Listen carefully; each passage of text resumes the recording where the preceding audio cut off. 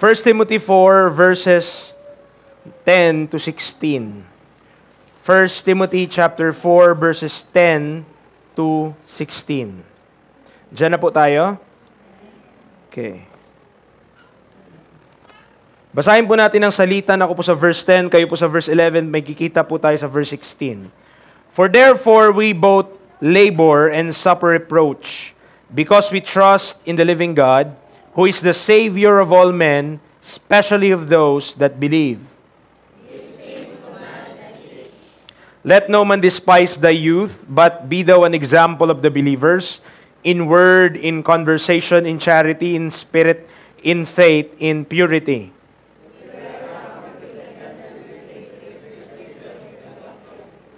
Neglect not the gift that is in thee, which was given thee by prophecy, with the laying on of the hands of the presbytery.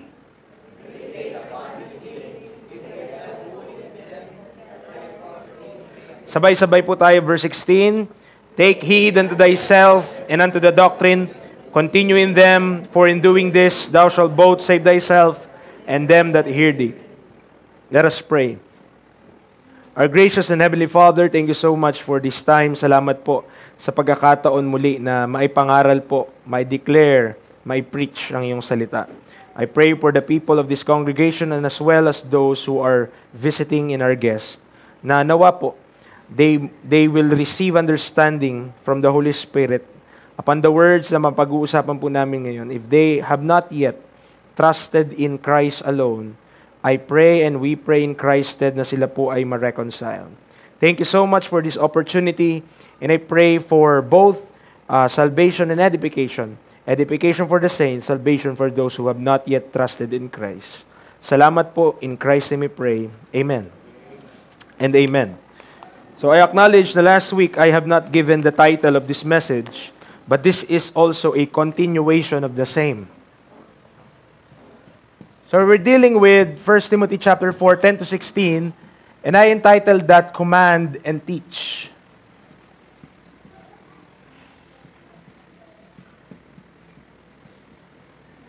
Command and Teach.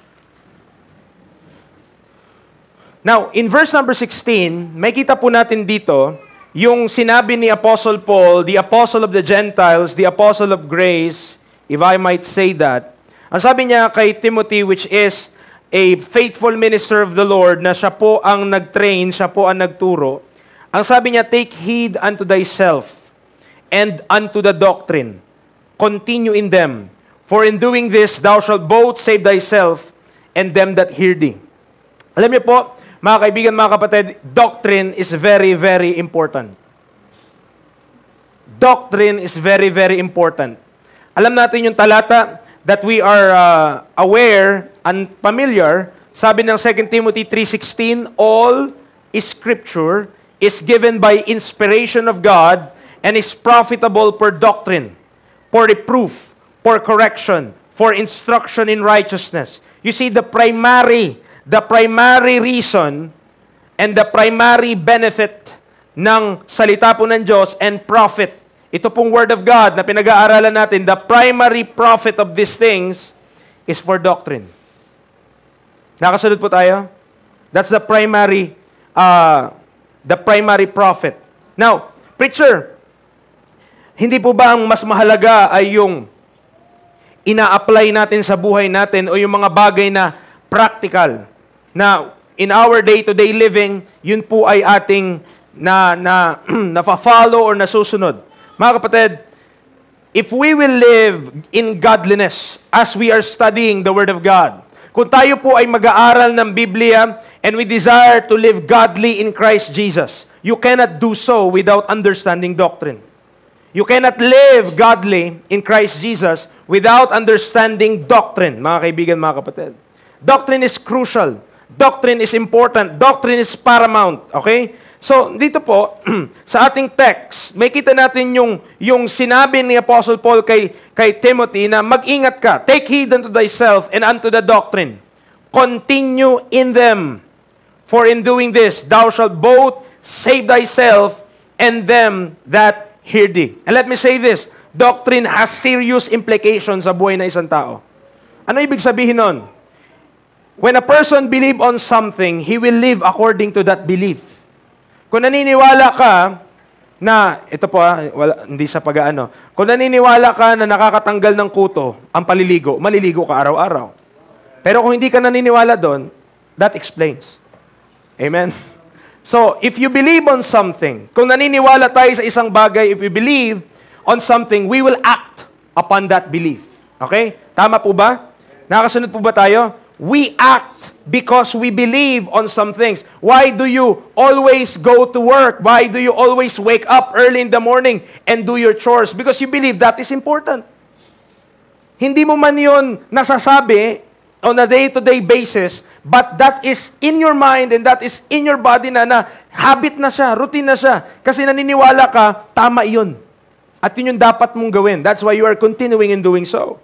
Now, in verse number 16 ng ating talata, sinabi ni Apostle Paul kay Timothy, mag-ingat ka sa iyong sarili at sa doktrina. Magpatuloy ka roon, sapagat maliligtas. Maliligtas mo ang iyong sarili at sila ng mga nakikinig sa iyo. Now, we are not talking about here about salvation of one soul from hell. Hindi natin pinag-uusapan dito, sa talata po na ito, yung pagkaligtas ng kaluluwa mula sa impyerno, bagkus, saan ba tayo ililigtas? Ng pag-aaral natin ng doktrina at pagpapatuloy natin doon. Di sa kamalian, from error, from false teaching, from false doctrine, that's where we will be saved. And that will keep us from departing from the faith. Which topics we already discussed from the past weeks. Nandiyan pa po tayo? Now, dito, sinabi niya kay Timothy, verse number 10, For therefore we both labor and suffer reproach. Bakit tinitiis ni Paul yung mga nararanasan niya? Bakit nagsusumikap siya? Bakit ganun na lamang yung sipag niya? Kasi we are dealing with the subject of godliness. Simula pa ng chapter 3, nung nabanggit sa verse number 15. Tama po? Okay, babasahin ko po ulit. Chapter 3, verse 15.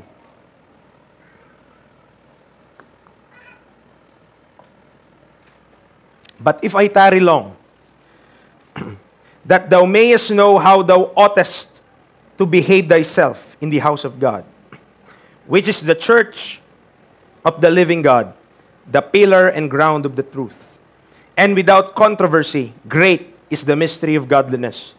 God was manifest in the flesh, justified in the spirit, seen of angels, preached unto the Gentiles, believed on in the world, received up unto glory. And this godliness, na tayo po na mga miyembro ng katawan ni Kristo at mga naligtas, it allows us, in verse number 8 ng chapter 4, for bodily exercise profiteth little, but godliness is profitable unto all things, having promise of the life that now is, and of that which is to come. Diyan po tayo. When we live godly in Christ Jesus, mga kapatid, ang sabi ng Bible, it is profitable. Hindi lamang ito may pangako in this life, but also in that which is to come. Because there will be a time na tayo po ay either death will come our way, or yung church kukunin na ng Panginoon in the rapture. And whatever on those two occurrences and circumstance happens, to be absent with His body is to be present with the Lord. And when we are with the Lord, pag nag-transpire na yung what is written in the Word of God, the day of Christ, the judgment seat of Christ, then we will live forever and ever kasama natin ang Panginoon, and we will rule and reign with Christ. Okay po? Kung anong government ang meron dito sa lupa, there's a heavenly government. And we will be occupying those positions in heaven one day. That's according to the Word of God. Not because, hindi dahil sa kung sino tayo, but because of Jesus Christ. It's all through Him. Sa pamamagitan niya po. Then, let me remind you of the doctrine on what happened. Okay? Of course, sikat naman to. Kilala niyo to eh. Kilala niyo yung stick figure natin, di ba? So this is a sinner. Ito tayo.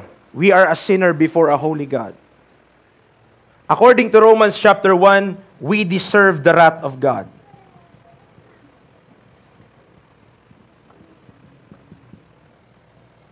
Walang isa po sa atin dito, no one here deserves heaven. No one here deserves yung goodness ng Diyos. Why? Lahat tayo nagkasala. All have sinned and come short of the glory of God. And also, we chose to sin. Pinili natin na magkasala. Nobody here deserved the goodness and the grace of God, but all of us deserve the wrath of God. As also stated in the Bible. And as such, as deserving of God's wrath, I want to tell you na also, we are deserving of death. For the wages of sin is death. So, karapat dapat tayo sa puot ng Diyos, karapat dapat tayo sa kamatayan, karapat dapat po tayo na mapunta sa kapahamakan. We deserve that. Preacher, ang Diyos naman, parang cruel siya. Bakit ganun? Bakit mapupunta sa kapahamakan ng tao? We must remember, no? That in the beginning, God created all things good for man. Tama po. When He created Adam and Eve, they are in the Garden of Eden, and they are enjoying all of these trees, all of this goodness. Lahat yan. Libre lang yan. Wala silang gagawin dun. Magpapangalan lang siya ng mga hayop, okay? And they will, ang design, they will be fruitful and multiply. At mapupuno nila ang sanlibutan. So that's the design. But man, through the woman, got deceived. Okay? Paano na-deceive? Because, ang sabi nung serpent, di mo ba alam, in the day that thou eatest thereof, that thou shalt be as gods, knowing good and evil. So ang binigay nung kaaway, the serpent had given something doon sa mind nung babae na para mag-aspire siya more than to what God had made her to be. Nandiyan po tayo? God made Eve para maging kompanyo ni Adam, but during that time, nakikipag-usap siya sa serpent without the supervision. I don't know kung nasan si Adan. Nakikipaglaro sa mga chimpanzee. But during that time, there is no supervision. Parang wala yung head. The head is not functioning during that time. And because of that, Eve got deceived. Okay, nandiyan po tayo?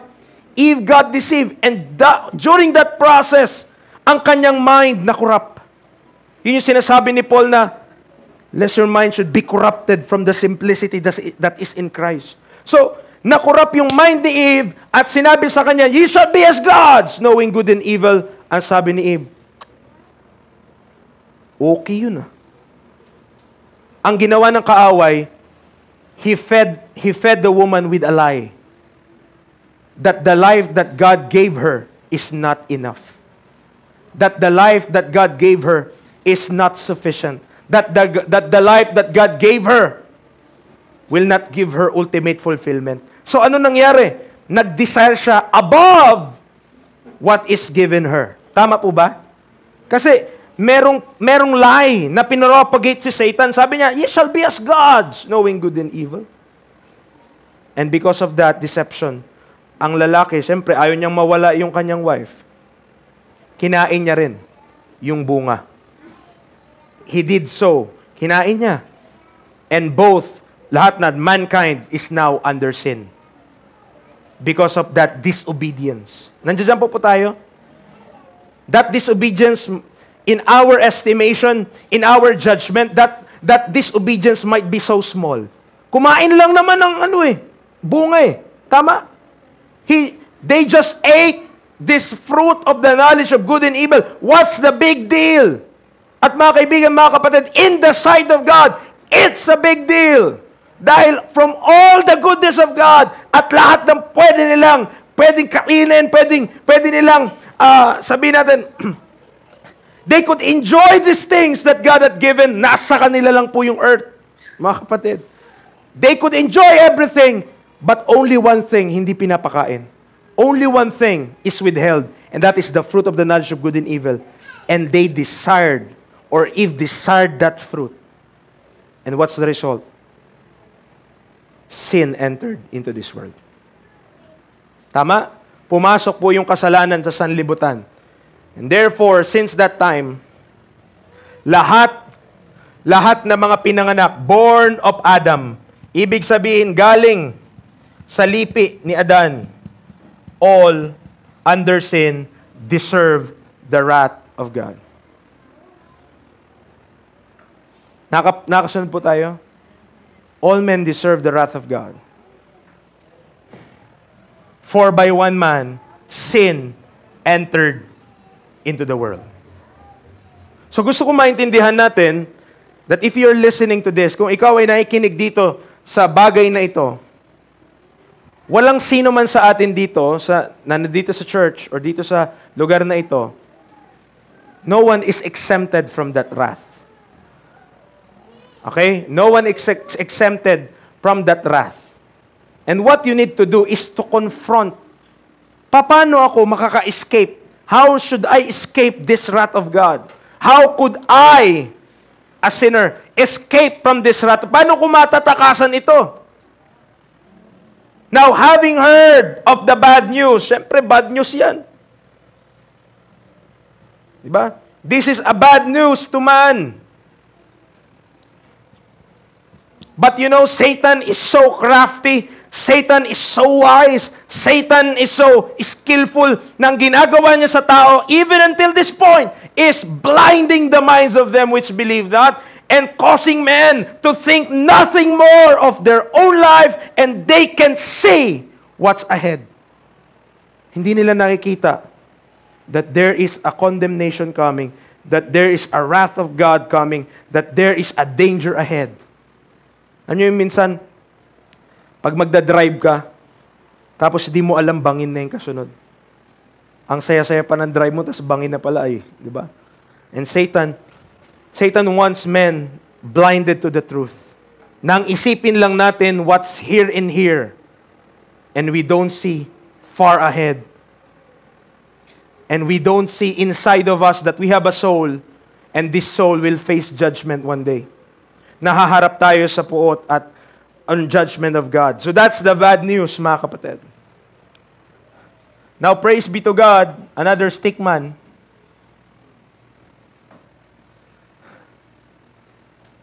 Praise be to God.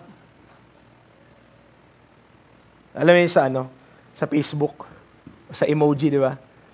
Ano po yan? Megaphone. Okay. Baliktad din, dito. But, praise be to God, sabi ng Bible, how shall they hear without a preacher? So there's a preacher, at ang preacher, i-preach niya sa iyo yung bad news.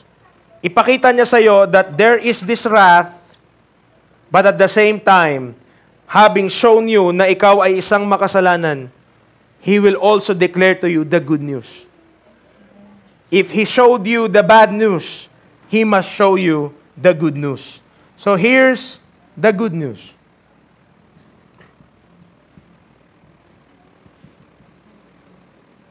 The good news is all about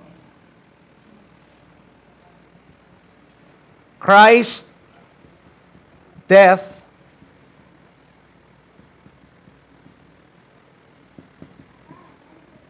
burial, and resurrection.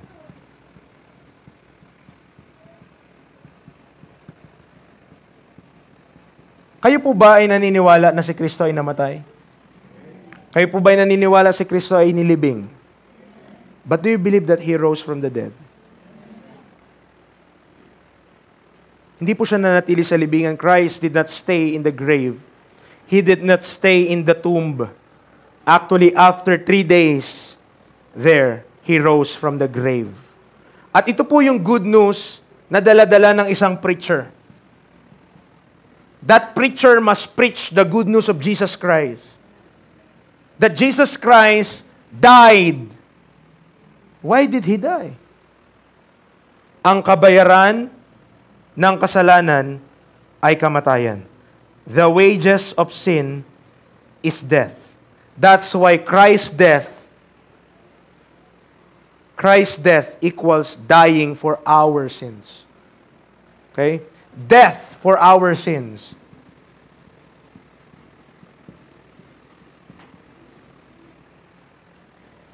At alam niyo po, yan po ang mabuting balita ni Kristo. That's the good news of Jesus Christ. Binayaran ni Kristo yung ating mga kasalanan. Christ paid for our sins because we could not pay. Even though we will stay in hell for eternity, we could not still pay God. We will still be in debt or indebted to God. May utang ka pa din kahit magstay ka na for all eternity sa impyerno, you could not pay for your own sin. Are you following? The magnitude of sin, yung kung gaano kadilim, yung kung gaano yung horror that comes with sin, Jesus Christ have paid it all. Because the good news is all about telling that man with the bad news that there is hope in Christ Jesus. Na mayroong pag-asa kay Kristo Jesus that though we deserve the wrath of God, this is the grace of God through Jesus Christ our Lord. Merong biyaya ang Panginoong Hesus. Yes, there is this wrath of God. At lahat po tayo deserving dito. But when the preacher preaches or meron nag-share sa atin that good news of Jesus Christ, you know na ikaw ay deserving of wrath. But praise be to God, there's grace through Jesus Christ our Lord. May biyaya sa Panginoong Hesus Kristo. If you will just believe this message, ang sinasabi ng preacher doon sa isang makasalanan, we pray you in Christ's stead, be reconciled to God. Ang response lamang mga kapatid ng isang makasalanan pagtungkol sa kanya pong kasalanan at sa mabuting balita ni Kristo, ang dapat niya lamang pong gawin ay paniwalaan ito. To believe. Have you believed? If you believe, sabi ng Ephesians chapter 1 verse 13, in whom ye also trusted, after that ye heard the word of truth, the gospel of your salvation. In whom also after that ye believe, ye were sealed with that Holy Spirit of promise. The moment na naniwala ka dito sa ginawa ni Kristo, ang Holy Spirit nakatira na sa atin. Resident. The Holy Spirit lives inside of us. The Holy Spirit ay nagtumira na sa atin, dwells in us. The moment we believe that message. But bakit ko dinidiscuss ito ngayon? Because I'm explaining also that the moment you believe, you became identified with Christ's death, burial, and resurrection. Okay? Yung atin pong identification, yung atin pong pagkakakilanlan bilang isang ligtas, ay may kinalaman po doon sa ginawa ni Kristo para sa atin. What Christ did, that is also our identity today. Okay? Yung kung ano yung ginawa ni Kristo, that's how we should live and conduct our lives on the day-to-day basis. Romans chapter 6. Romans chapter number 6. If you believe the gospel, you should also live by the gospel. Kung naniwala ka sa Ebanghelyo, dapat ang pamumuhay natin ay according also to the truth of the gospel. Nakaayon din sa katotohanan ng Ebanghelyo ni Kristo. Anong sabi niya? Romans chapter 6, verse 3. Know ye not that so many of us, as were baptized into Jesus Christ, were baptized into His death? Identification, ang term ng Bible dyan is baptism, mga kapatid. Ang alam natin sa baptism, yung tinutubog, yung nilulubog. But actually, you are being identified. Kahit practically speaking sa church, if you are baptized sa isang Baptist church, you identify yourself with the Baptist church. If you are baptized as a babe doon sa Catholic Church, ibig sabihin lang nun, Katoliko ka. Tama? So, baptism is a way of identification. And the moment na ang isang makasalanan ay naniwala kay Kristo at sa kanyang ginawa, the moment that the sinner believes on Christ, he became identified, baptized into His death, into His burial, and also His resurrection. Preacher, what does that mean? Ano pong ibig sabihin na kami ay identified sa kamatayan ni Kristo, sa pagkalibing ni Kristo, at sa pagkabuhay na muli ni Kristo? Read on. Verse number 4. Therefore, we are buried with him by baptism into death, that like as Christ was raised up from the dead by the glory of the Father, even so we also should walk in newness of life. Verse 6. Knowing this, that our old man is crucified with him, that the body of sin might be destroyed, that henceforth we should not serve sin. You know what? Kung hindi pa tayo saved, even sa mga saved na, yung hindi pa tayo saved, you know kung anong sinaserve natin, saan tayo naglilingkod? Sin. We're just serving sin. Preacher, hindi naman namin pinaglingkuran ng kasalanan. Gumagawa kami, nabubuhay kami, araw-araw. But, mga kapatid, if we are not serving God, then what are we serving? Who are we serving? At dito, sabi niya, we are serving sin. Pero salamat, dahil the moment na tayo ay nabaptize into Jesus Christ, identified dito sa ginawa ni Kristo. Nangyari po ito, sasabihin ko po sa inyo. Anong term dito? Instantly.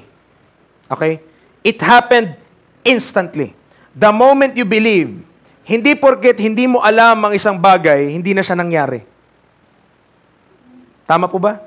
Hindi porket hindi mo alam ang isang bagay, it doesn't mean that it does not happen or it did not happen. Hindi porket hindi mo alam na may aksidente sa manggahan, halimbawa ngayon, mayroong aksidente doon, kahit wala tayong knowledge tungkol doon, hindi ibig sabihin hindi nangyari yon. Dahil hindi naman kailangang alam mo lahat para mangyari ang bagay-bagay. Pero gusto ko pong sabihin sa inyo, according to the Word of God, kung naniwala ka na sa gospel, kung naniwala ka na sa ginawa ni Kristo, kung naniwala ka na sa kabayaran ni Kristo para sa ating mga kasalanan, then know also that you are baptized into His death, burial, and resurrection. You are already identified with Jesus Christ. Ibig sabihin, patay ka na rin dapat sa kasalanan. I am crucified with Christ. Dead to sin, buried with Him. Pero ito yung maganda, sa resurrection, alive unto God.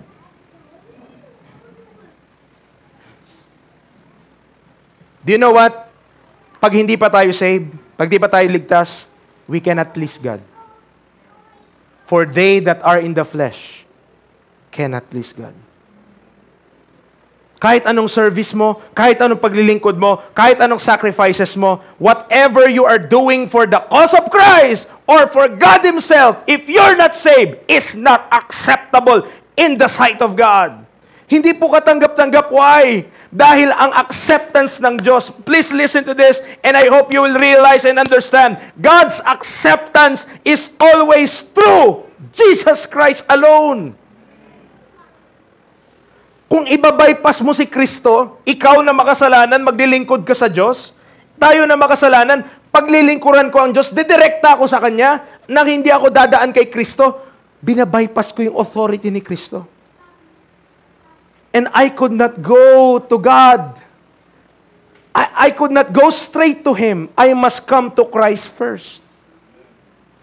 That's God's order. Hindi basta nagpe-pray ako. Hindi basta sumasamba ako sa Diyos. Hindi basta may takot ako sa Diyos. Hindi basta ako naglilingkod sa Diyos. Basta gumagawa ako na mabuti sa kapwa ko. Sabi ng Diyos, mga kapatid, if you're doing that, if you're accessing God na ikaw lang, that's not acceptable to God. Why? Dahil ang proper order ng Diyos, you must come to His Son. No man cometh unto the Father but by me. Si Kristo po nagsabi nun. Walang makaparoroon sa Ama kundi sa pamamagitan ko. Then we break this news. Kung tayo ay believer, kung tayo mananampalataya, amen, nandiyan po tayo? Anything that we do for the Lord, it's through Christ. Kaya may verse na, I can do all things through Christ which strengtheneth me. That lives everything na ating gagawin, any good, lahat yun para sa Panginoon and through Jesus Christ alone. Kaya ako nakakapag-preach, kaya nagbabago yung buhay ko, kaya ganto ganyan. Why? Because it's all due to Christ. Lahat yun dahil kay Kristo Jesus. And I am saved because of Christ. And I am living because of Jesus Christ. And I am serving God because of Christ. Lahat yun kay Kristo. At pag nangyayari yun, mga kapatid, ang glory na pupunta sa Panginoon. Because God the Father is glorified through His Son. Nandiyan pa po tayo? Yun yung glory ng Father. Kaya hindi mo pwedeng i-bypass we as a sinner. Kung tayo ay makasalanan, if you want to be accepted of God, come to Christ. Kung gusto mo maglingkod sa Panginoon, come to Christ. Kung gusto mo na ikaw ay magkaroon ng buhay na walang hanggan, come to Christ. Preacher, bakit kay Kristo lahat? Because Christ is all. And in all. That in all things, He might have the preeminence.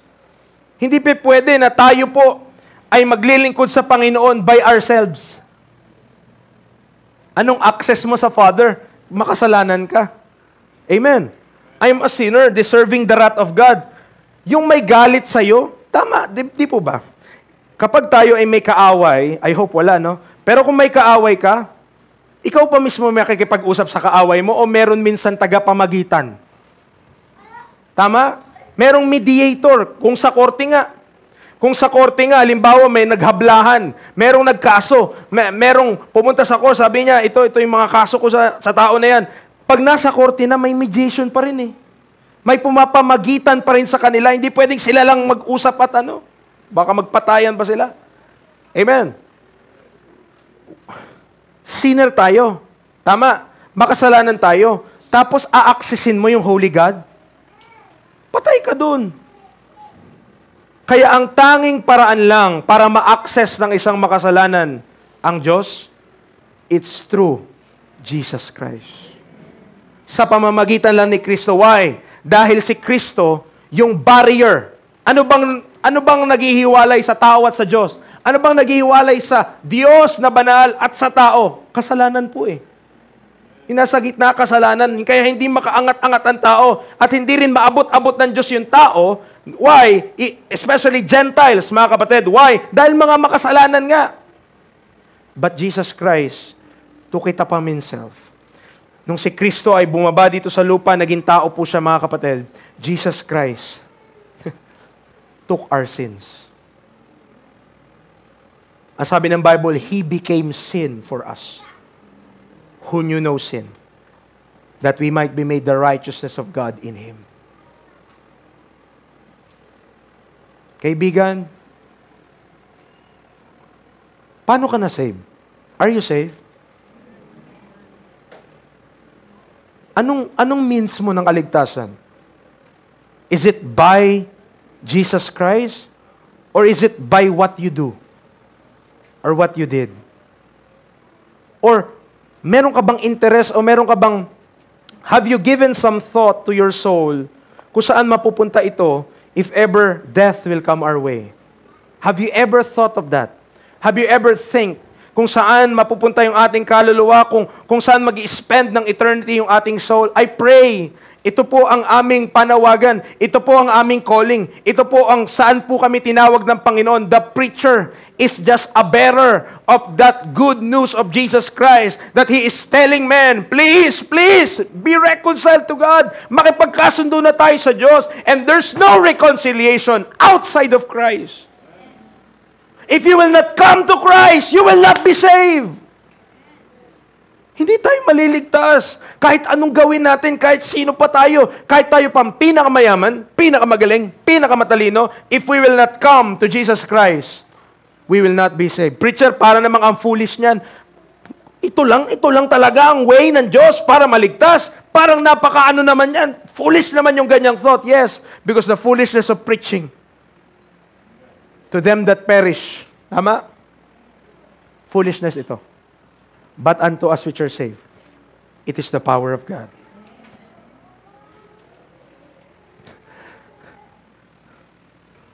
Honestly speaking, ako po personally, dito lang po nakatungtong ang aking pananampalataya sa kaligtasan.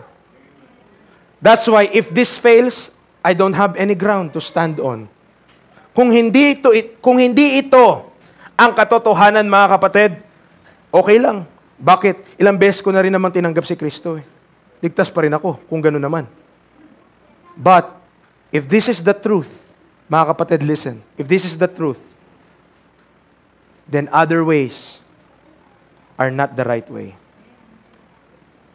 It is solely through the good news or the gospel na si Kristo ang nagbayad ng ating mga kasalanan through His death. He was buried, yes. He stayed on that grave at meron pa siyang ginawa on those 3 days, but after that, He rose from the dead for you and for me. At nung siya'y bumangon mula sa mga patay, tingnan niyo po, nung nabuhay siya, alam niyo yung istorya, kumain pa nga siya kasama ng mga disciples. When He was on the cross, nung si Kristo ay nasa krus, ipinataw po sa Kanya ang kasalanan ng sanlibutan. The sin of the world was on Him. At do you know why we know na binigay sa Kanya or pinataw kay Kristo yung kasalanan? Dahil even Him, ang sabi niya, my God, why hast thou forsaken me? Kahit anak ng Diyos, He is not exempted. Dahil binabayaran niya ngayong kasalanan natin eh. Kinuha niya ngayong kasalanan natin eh. So He is not exempted na kahit ang Diyos tumalikod na sa Kanya on that moment. Bakit? Because He's paying for our sins. Binuhat niya sa Kanyang sarili. And what a mockery and blasphemy that men, inuulit nila yung ginawa ni Kristo. At pinapakita nila sa mundo, I could copy what Christ did. I could show you that my hands could be pierced. Yung mga pako, pwede nyo ilagay dyan. You could place a crown of thorn upon my head. But what they could not copy is that Jesus Christ paid for our sins. And those actors during April, amen, are just actors and merely portrayers of mockery and blasphemy against the holy sacrifice of Jesus Christ upon that cross. Amen. Ang dami umuulit, lagi yan. Every year, they are nire-recall nila, re-recount nila kung paano yung ginawa ni Kristo. But men are so blind that they could not see that Jesus Christ, yung ginawa ni Kristo, is actually the payment for our sins. Ang dami. Inuulit, nagpapenitensya sila. Ang daming dugo. Tayo, natutuwa lang tayo minsan. Sinusugatan nila yung sarili nila. Pero actually, pag tinanong mo sila, ba't nila ginagawa? Yung iba talaga, trip lang. Wala magawa. Trip lang. Pero yung iba talaga, panata po nila yon. Debosyon po nila yon. At ang ibig sabihin nila doon, their sins are being paid. Their sins are being washed because we are hurting ourselves. Mga kapatid, Christ already, with His stripes, healed us. Sa pamamagitan nun, not our own stripes. Hindi kailangan ng Diyos yung sacrifice mula sa tao para ang tao maligtas. Ginawa niya na yun. Why? Because He is the only perfect sacrifice. Whatever sacrifice the sinner could make, whatever sacrifice na kayang gawin ng isang sinner, it's not acceptable in the sight of God. Hindi ka tanggap-tanggap sa paningin ng Diyos yun. Kahit anong pang gawin mo, kahit anong paghihirap mo, saktan mo sarili mo, maglaslas ka dyan, magsugat-sugat ka sa likod mo at paluin mo sarili mo all the way, araw-araw pa, gawin mo yan. Hindi mo mababayaran ang kasalanan mo. And Christ or God will not wash away your sins. Pag nag-preach kami sa labas, we're also saying, hindi po sa relihiyon, hindi po sa mabuting gawa. Not even kahit lumuhod ka at umiyak ka, you could be saved. Hindi ka maliligtas nun. Preacher, iiyak na nga ako. Luluhod na nga ang tao. Iiyak siya. Magmamakaawa siya sa Diyos. Di pa rin siya maliligtas. Yes. Man could not be saved by that. Why? Kasi kung kaya ka maligtas nun, Christ would not have died. Hindi na namatay si Kristo kung kaya ka naman palang maligtas ng iyong sariling penitence. Kung kaya ka namang maligtas ng iyong sariling pag-iyak, kung kaya ka naman palang maligtas ng sarili mong pagluhod, you could not be saved, folks. You could not be saved by your own works. It is only through Christ. Ang tanong, have you believed on Christ? O hanggang ngayon, ang pinaniwalaan natin, sarili natin. Mga kaibigan, mga kapatid, the gospel, the good news of Jesus Christ, ay para sa lahat ng tao. All men, no exemption. Kahit ang tao na to, ang pinakamasamang tao sa buong mundo, he is offered the grace of God. He is offered the good news. He is offered the gospel. He is offered na yung ginawa ni Kristo para sa kanya is already sufficient. Sapat na po iyon. At kapag siya, he turned to God in belief. He turned to God believing na ang ginawa ni Kristo, na yung kasalanan nasa kanya, pero binayaran niya na para sa atin. Praise the Lord. That person will be saved. Saan ligtas, preacher? Mula sa kapahamakan. Also from the wrath to come. Also, may darating na tribulation period, may spare ka doon kasi ira-rapture tayo. Amen. And also, we are given many spiritual blessings in Christ Jesus the moment we trust in Christ. Yes, hindi mo alam lahat ng yon. You are unaware and you are ignorant of those things. But that doesn't mean that it doesn't happen. Kapag may nagpadala ba sa'yo sa GCash at hindi mo na-receive yung message, pinadalang ka, wala ka na-receive na notification, so hindi mo alam. Pero pinadalang ka. Ibig sabihin ba nun, wala pa ring laman yon dahil di mo naman alam? Pero kung pinadalang ka na nga nilagay na doon sa account mo, kahit di mo alam, may laman yon.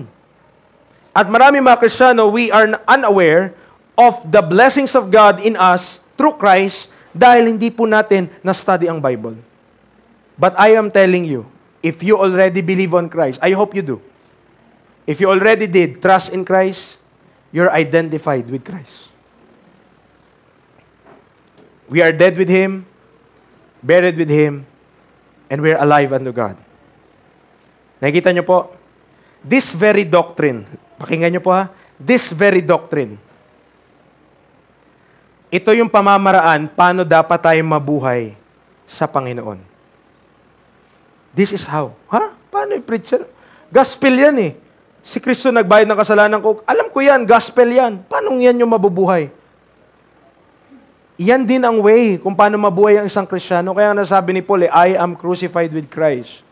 Nevertheless I live, yet not I, but Christ liveth in me. And the life which I now live in the flesh, I live by the faith of the Son of God, who loved me and gave Himself for me. Kung hindi po natin alam, ang pamamaraan para tayo mamuhay ngayon ay dapat ituring natin ating mga sarili, dead indeed unto sin, but alive unto God through Jesus Christ our Lord.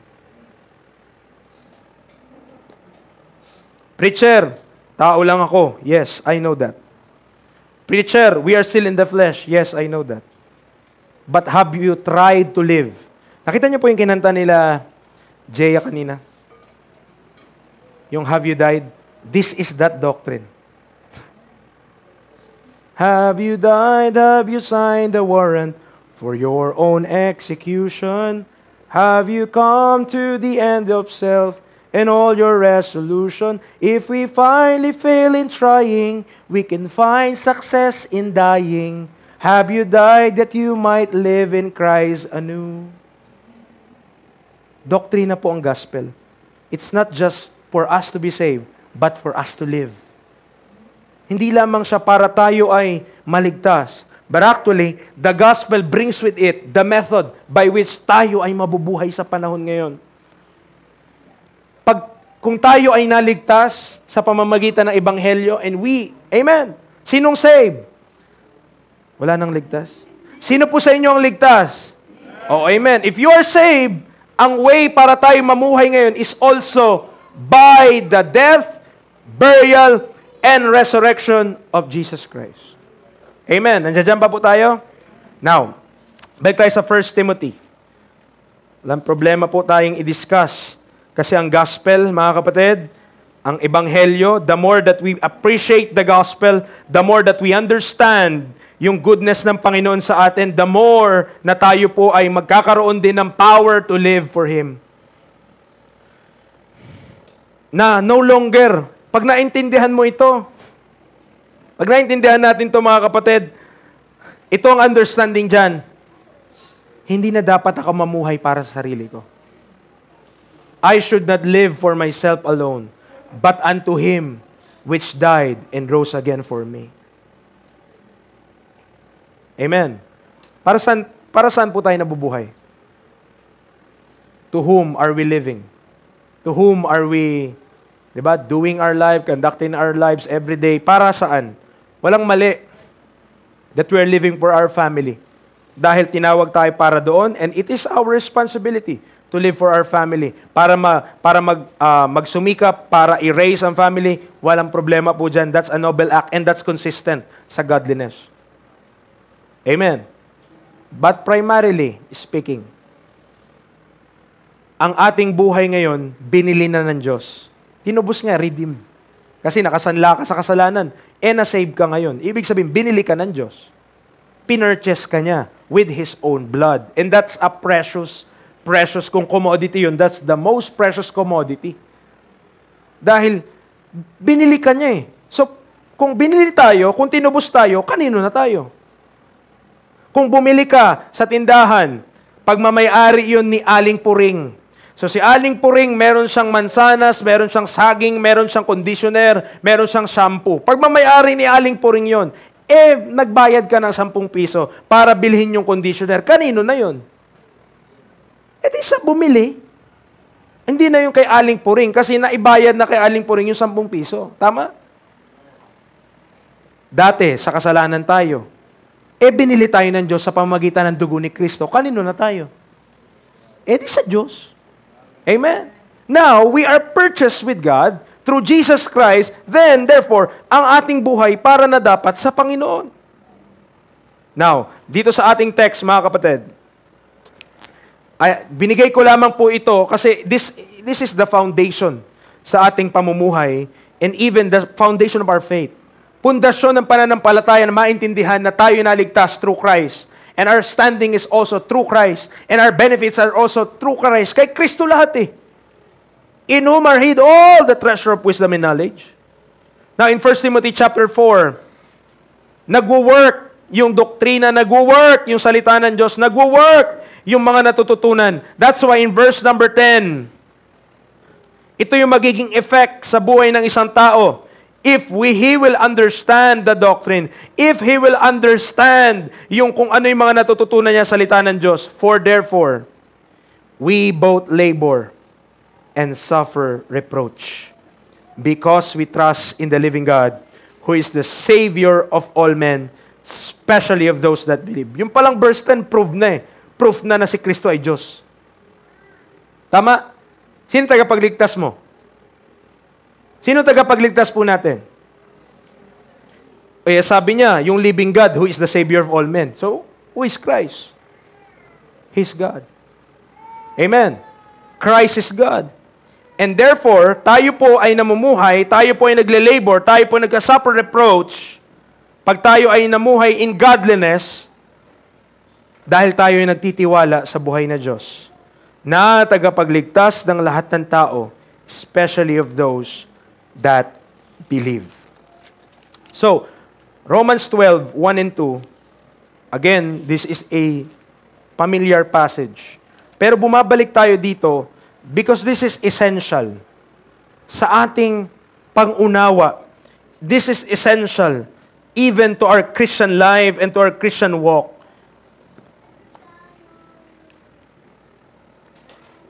Ang sabi niya, I beseech you therefore, brethren, by the mercies of God, that ye present your bodies a living sacrifice, holy, acceptable unto God, which is your reasonable service. You know, bakit acceptable na sa Diyos ngayon? Bakit yung katawan natin ngayon acceptable na eh? Sabi nga ng Bible din sa Romans, for they that are in the flesh cannot please God. Bakit ngayon acceptable na? Dahil niligtas ka na ni Kristo. Tinubos na tayo ni Kristo. Now we are washed. Now we are sanctified.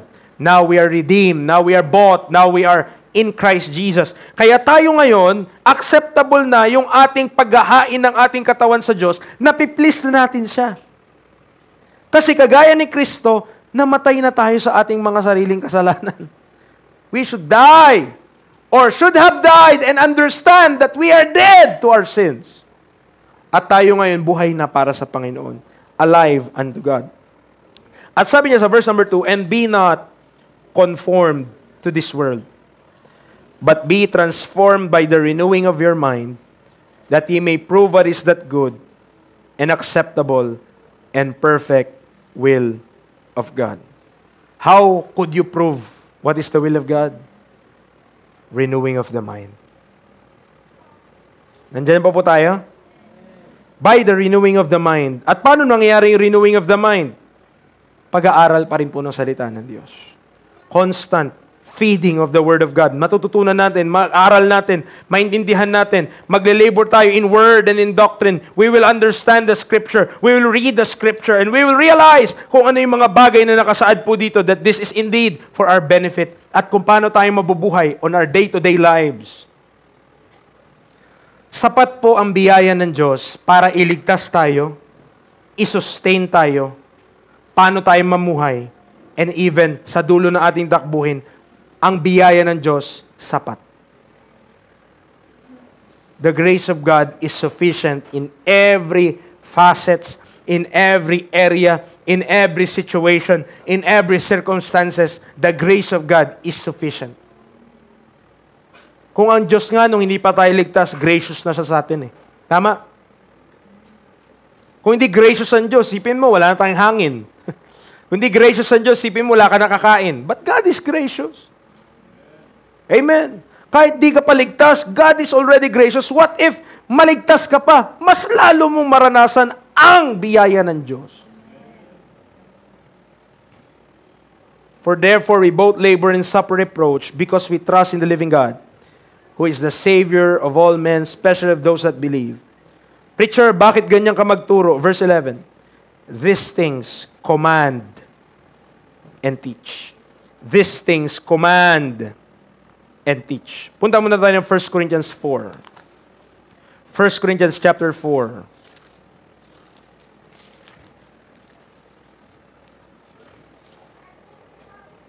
First Corinthians 4:8.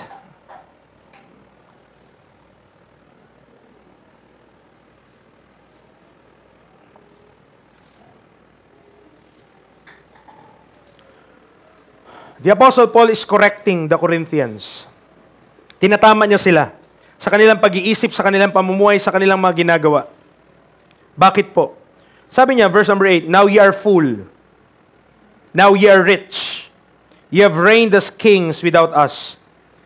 And I would to God ye did reign, that we also might reign with you. For I think that God hath set forth us, the apostles last, as it were appointed to death.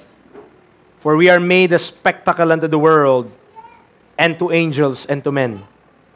We are fools for Christ's sake, but ye are wise in Christ. We are weak, but ye are strong. We are honorable, but we are despised. Even unto this present hour we both hunger and thirst, and are naked, and are buffeted, and have no certain dwelling place. And labor, working with our own hands. Being reviled, we bless. Being persecuted, we suffer it. Being defamed, we entreat. We are made as the filth of the world, and are the offscouring of all things unto this day. Mga kapatid, that's your apostle. That's the Apostle Paul. Ang buhay ng isang tao na sumusunod sa doktrina na nakalatag salita ng Diyos, supposed to be sa ating panahon, that kind of life will be inevitable. Ano ibig sabihin mo, preacher? Yung buhay na parang sinusuka ka ng iba. Sabi niyo, verse number 13, being defamed, we entreat, we are made as the filth of the world, and are the offscouring of all things unto this day. Do you understand kung anong sinasabi ni Apostle Paul? Pasabi, para kaming dumi ng sanlibutan. Parang kinamumuhian, parang upscouring of all things unto this day. Ano ibig sabihin yan? Mga kapatid, pag pinangaral mo to at nabuhay ka according to this, those are the effects. Those are the effects. Hindi po magugustuhan ng sanlibutan ang pangangaral ng katotohanan ng Ebanghelyo. I'm telling you that. They would not like that. If you will tell somebody, kung sasabihin mo sa isang tao na deserve niya ang wrath of God, magugustuhan ka ba niya? Merong mga maniniwala, yes. Salamat, nandito kayo ngayon. Tama? Those that believe, know this message na ito ang makapag-save. Amen. Glory to God. But those who are outside and those who have not heard or even napakinggan nila or meron silang opinion tungkol sa ating pinaniniwalaan, mga kapatid, they hate these things. They hate this. We are made as filth of the world and are the upscouring of all things unto this day. Preacher, ba't mo sinasabi sa amin ito? Nakaka-discourage naman yan. Hindi, mga kapatid. Bakit po? Kasi that is just mirroring kung ano yung ginawa ni Kristo sa lupa. Remember? Nung si Kristo ba ay pumunta na sanlibutan, sikat ba siya? O kinamuhian din siya at pinapako pa siya? Tama? Nung si Kristo po ay nandito sa sanlibutan, He became poor. When Jesus Christ came into this world, He suffered so many things in the hands of men. Isipin mo, yung mga humaatol sa Kanya, ang dadaming kasalanan nila, pero sila pa yung may lakas ng loob na subuntok. Sila pa yung may lakas ng loob dumura. Sila pa yung may lakas ng loob maglatigo. Sila pa yung may lakas ng loob maglagay ng crown of thorns. Sila pa yung may lakas ng loob to crucify Him. That's what they did to Christ. Now, Christian, kung maranasan mo yung the same, yes, hindi physically sa panahon natin ngayon, tama? Pero sa Facebook, ginaganon ka, kinukrucify ka eh. Gustong ilabas lahat ng inis mo minsan. If man is doing that to you, glory to God. Kasi ang iyong Savior, ginawa yun sa Kanya. And we are not, hindi tayo mas better sa ating Savior. Jesus Christ deserves to be honored. Jesus Christ deserves to be glorified and to be obeyed. 2 Timothy 2. I'm telling you, the suffering of Christ, pwede mo siyang i-deny.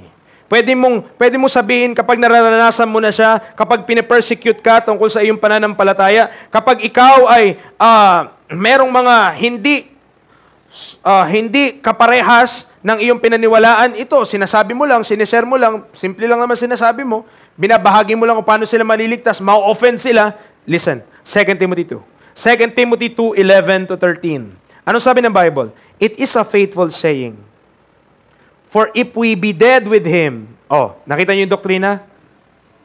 Doktrina yun eh. Ito yun eh. Namatay ka na, identification yung sinasabi niya. Sino ang naligtas? Sino po sa inyo ang saved? If we be dead with Him. Nangyari na ba yun?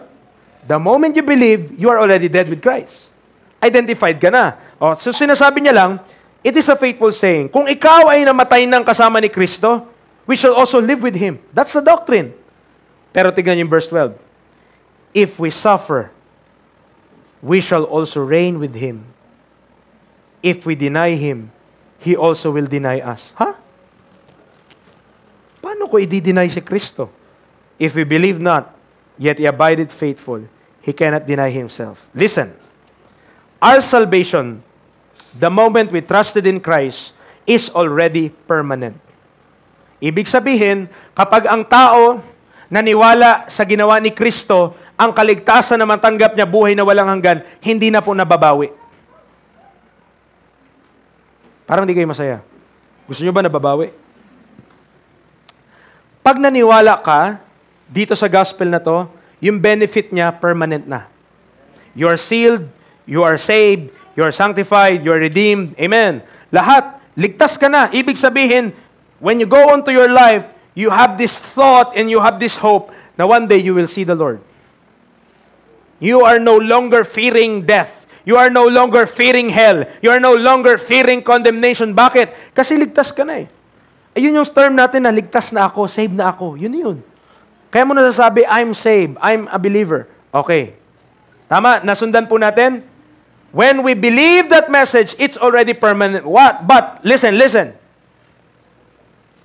Namatay ka na ba nung naniwala ka? Namatay ka na ba physically? Hindi pa. Ibig sabihin, buhay ka pa. Ano yung team sa taas? Pagkatapos mong naniwala dito, yun na yung kasunod nun eh. Kailangan mamuhay ka na by faith, not by sight. Nakakasunod po tayo? You will walk by faith and not by sight. The problem is, the truth of the gospel, kapag pinamuhay mo ito, ang sabi ng Bible, all that will live godly in Christ Jesus shall suffer persecution. Diyan pa po tayo? Lahat. No exemption. Lahat ng mamumuhay godly in Christ Jesus will follow this doctrine, mamumuhay according to the truth of the gospel. Mga kapatid, expect there are persecutions. Amen. Merong mga hindi matutuwa, merong mga hindi magko-concur, merong mga hindi sila sasang-ayon sa kung anong pinaniwalaan mo. But know this, verse 12, yung binasa natin sa 2 Timothy 2, if we suffer, we shall also reign with Him. If we deny Him, He also will deny us. Preacher, pwede bang ang tao isang ligtas siya, pero ang buhay niya, dinideny niya si Kristo? Yes. Possible yun. Bakit? May verse yun, di ba? Ano yung verse? They profess that they know God, but in works, they deny Him, being abominable and disobedient, and to every good work reprobate. So that's in the Bible. It is very possible na tayo, kahit tayo'y ligtas, we are denying Jesus Christ sa ating buhay. At yun yung sinasabi ni Paul sa 1 Corinthians 4, na nire-rebuke niya yung mga taga-Corinth. Sabi ni Paul, woo! You reign as kings. You reign as kings. Tingnan mo kami. We are made as filth of the world. We are the obscuring of all things unto this day. Pero kayo, tingnan yung buhay nyo. You're kings. You're wise. Ang ayos-ayos. Ang lahat. Pero kami, tingnan nyo. We are made the obscuring of all things unto this day. Bakit? Living according to the truth of the gospel carries with it the life of Christ and the sufferings of Christ. Meron po.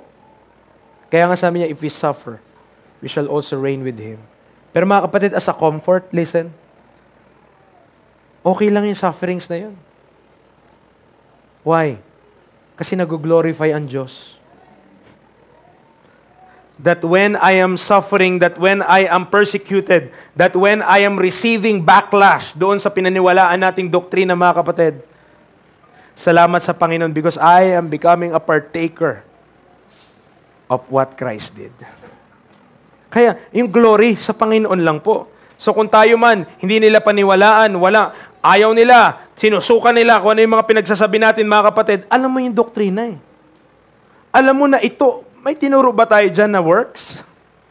Nandiyan po tayo? May tinuro ba tayo ditong works ng tao? May tinuro ba tayo na gagawin mo to o maniwala ka dito at gawin mo pang iba para maligtas ka? Wala, di ba? So, we are teaching all of this as grace. Biyaya ito ng Diyos. Walang nakaka-deserve sa atin dito. And yet men, even people in churches, don't accept these things. Why? Because they could not believe that it's only by believing and without works. Kasi kailangan add mo ng konti para may glory sa tao. Para pwede kang magmagaling. Para pwede kang magmayabang. Para pwede mong masabi, ako to, ginawa ko to, sa akin to. Pero yung kay Kristo lang, wala ka naman maklaim dyan eh. Tama. Na kanino ang glory? All redound to the glory of God. Amen. Are you still following? Balik tayo sa ating text. Lapit na po tayo. Praise the Lord. Sabi ng iba, preacher, naintindihan ko na yung suffering of Christ. Damang-dama ko siya every time na nagpipreach ka. Verse number 12, let no man despise the youth, but be thou an example of the believers in word, in conversation, in charity, in spirit, in faith, in purity. Tignan natin yung word, no? 2 Corinthians 1. Ito po ay, sundan nyo lamang po, sulat nyo muna, no? Para makasunod tayo, I might go here fast. So 2 Corinthians chapter 1, verse 18 to 20. 2 Corinthians chapter 1, verse 18 to 20, the Bible tells us, but as God is true, our word toward you was not yea and nay. For the Son of God, Jesus Christ, was preached among you by us, even by me and Silvanus and Timotheus, was not yea and nay, but in him was yea. For all the promises of God in him are yea, and in him amen, unto the glory of God by us. Pakinggan niyo po. Sinabi ni Paul kay Timothy, maging halimbawa ka. Be thou an example of the believers. And nagbigay siya ng 6 na kategorya, 6 categorization of the things by which dapat maging example si Timothy yung buhay niya sa iba. Unang-una sa listahan, dapat daw maging halimbawa siya sa salita, in word. At nabasa natin sa 2 Timothy chapter 1, na sabi niya, ang ating salita hindi yes and no and nay, kundi in him, amen. No?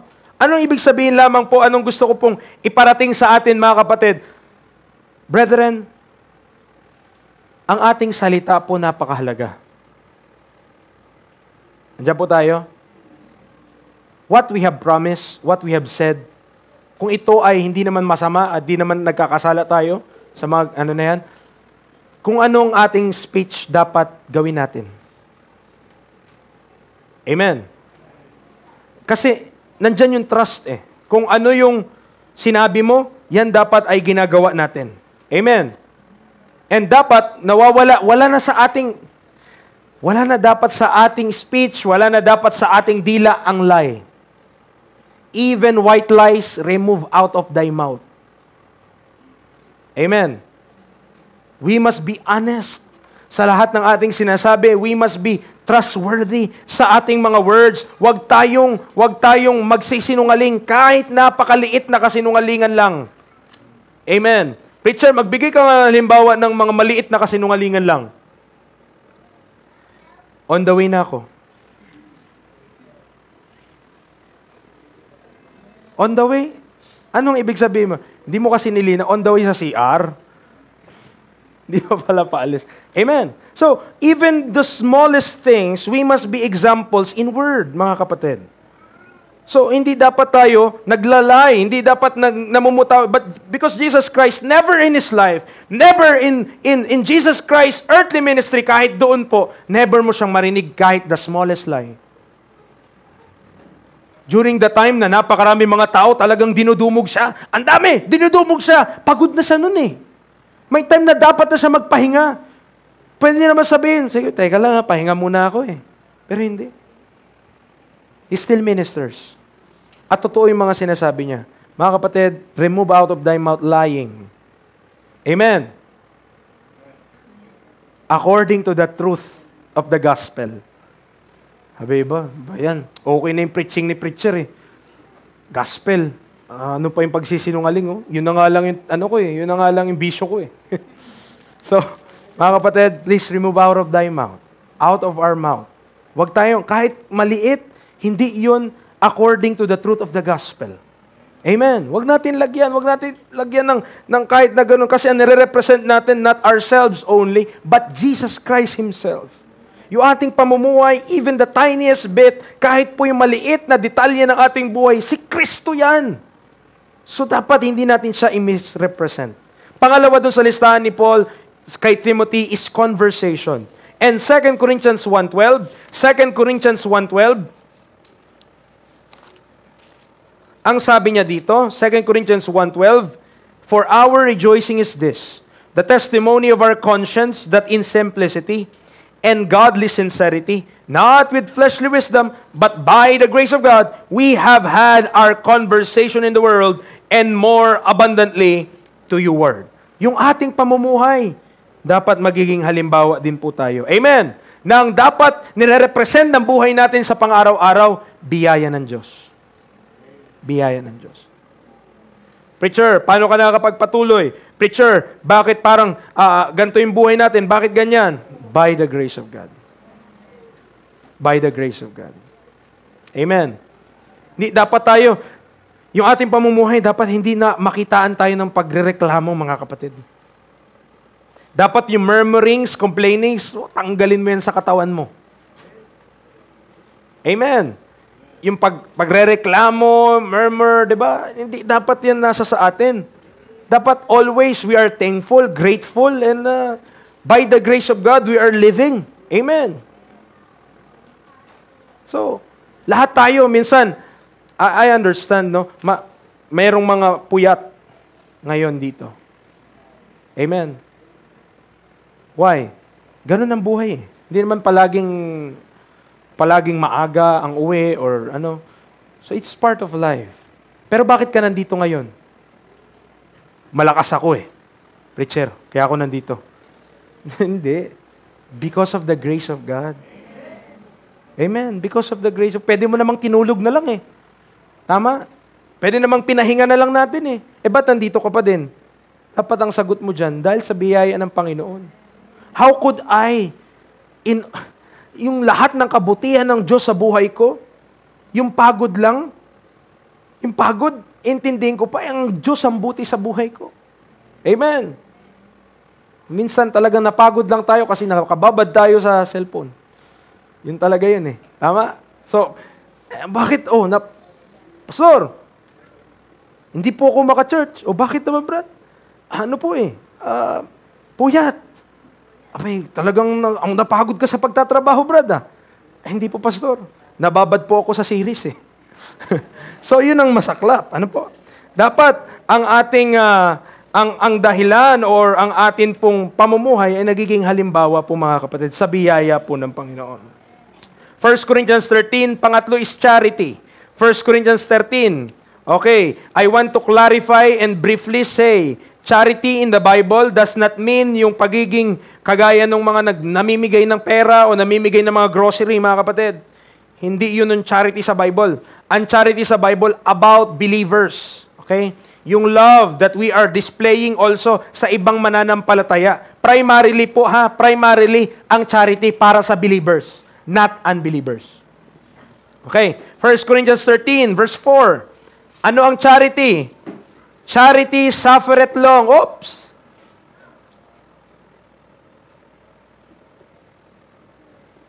Pang-apat lang tayo sa pila nakasimangot na tayo Hindi pa nga yun suffereth long Tama? Pero ang charity daw, ano sabi ng Bible? Suffereth long. And is kind. Uy, kind. Parang hindi nakikita sa atin yung pagiging kind. Charity envieth not. Praise the Lord. Hindi dapat tayo naiinggit. Hindi dapat tayo naiinggit sa kung anong meron ng iba, mga kapatid, but thankful lang tayo. Charity vaunteth not itself. Ang charity hindi rin nagmamayabang. It's not pop up. Hindi siya nagmamalaki. Hindi siya, tignan niyo ko. Accomplishment ko. No. Hindi ginagawa ng charity yun. So kung meron kang charity, sabi ng Bible, ito yung mga description, ito yung mga bagay na dapat nakikita sa atin. Verse 5. Doth not behave itself unseemly, seeketh not her own, is not easily provoked, thinketh no evil, rejoiceth not in iniquity, but rejoiceth in the truth, beareth all things, believeth all things, hopeth all things, endureth all things. Alam mo yung bakit? Dapat ang charity nakikita sa buhay ng isang Kristiyano.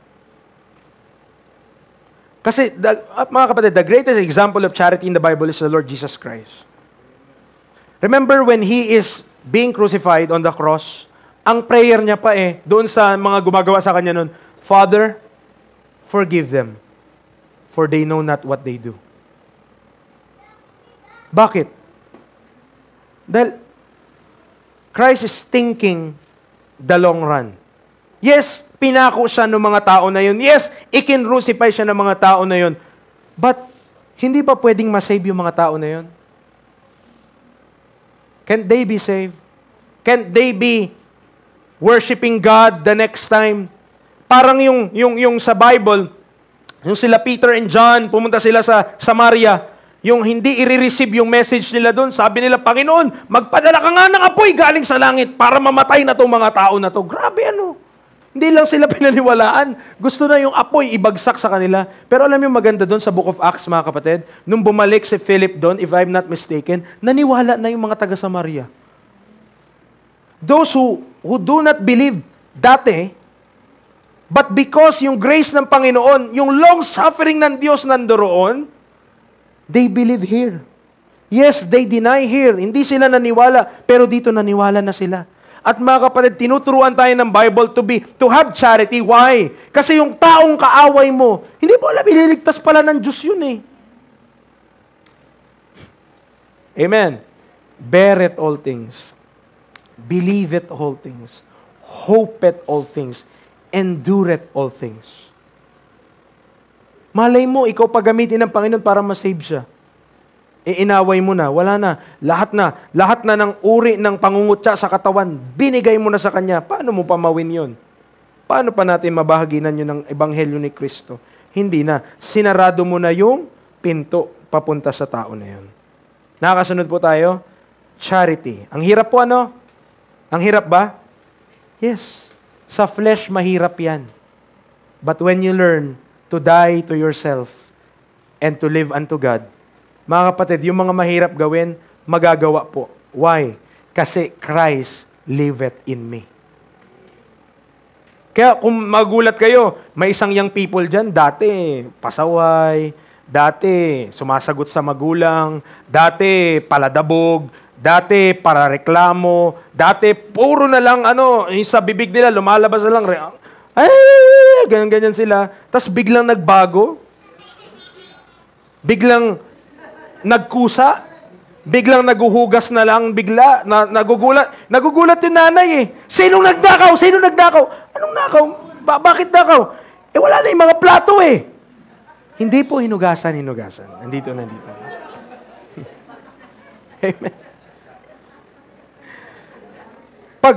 Pag nakakita tayo ng mga ganyang pagbabago, mga kapatid, nawa hindi lang dahil lumalaki o nag-iedad, bagkus ay dahil binabago ng Panginoon. And Jesus Christ, when it worked, kahit po si Timothy nga, youth lang yun eh. Youth siya. Pero sabi, let no man despise the youth. Hindi porket youth tayo na yung tamad. Hindi porket youth tayo, parang tayo yung laging pinupukpok na magulang natin. Ba naman tong batang to? Talaga. Hindi ba pwede na yung mga youth, sila pa yung masisipag? At di na sila kailangan pagsabihan ng magulang nila, kundi nagkukusa na sila? Di ba pwede yun? Bakit? Ang adult lang ba nasisave, hindi ang young people? Ang adult lang ba ang may Christ at ang mga young people walang Christ? I can do all things through Christ. Amen.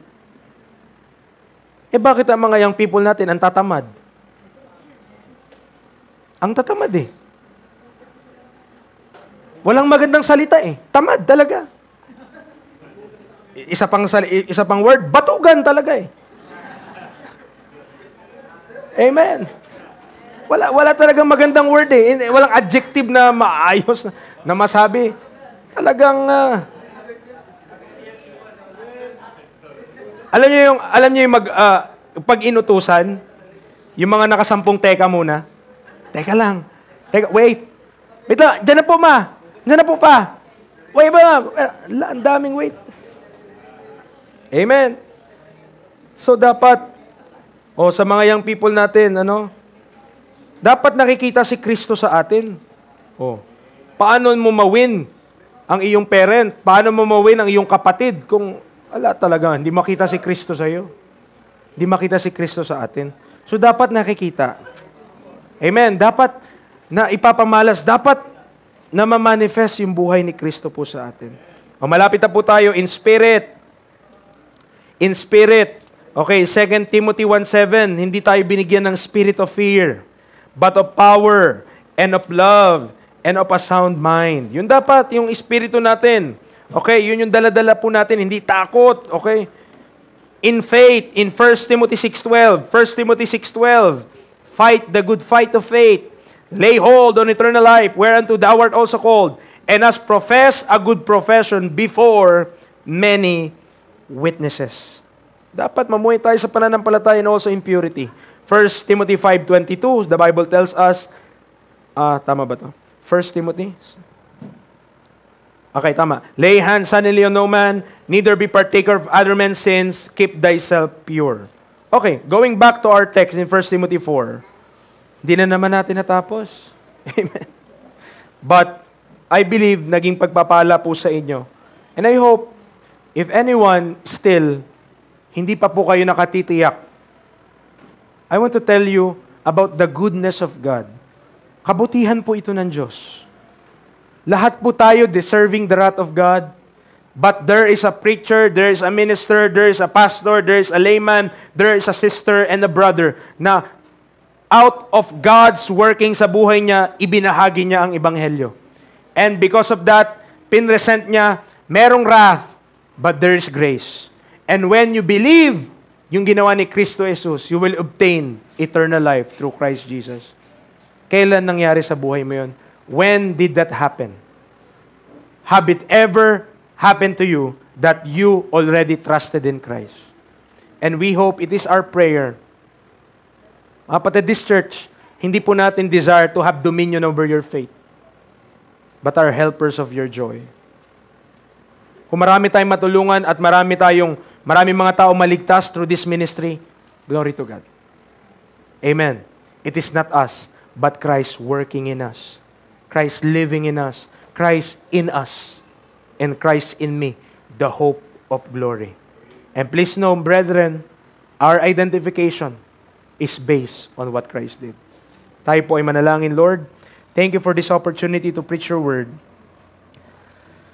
Thank you for reminding us about the gospel. Kung paano po kayo kabuti, kabiyaya po sa amin lahat. I pray for those who are not yet believers, who have not yet trusted in Christ, who have not yet made that decision, na ipagkatiwala po nila ang kanilang kaluluwa not on themselves, but on Christ.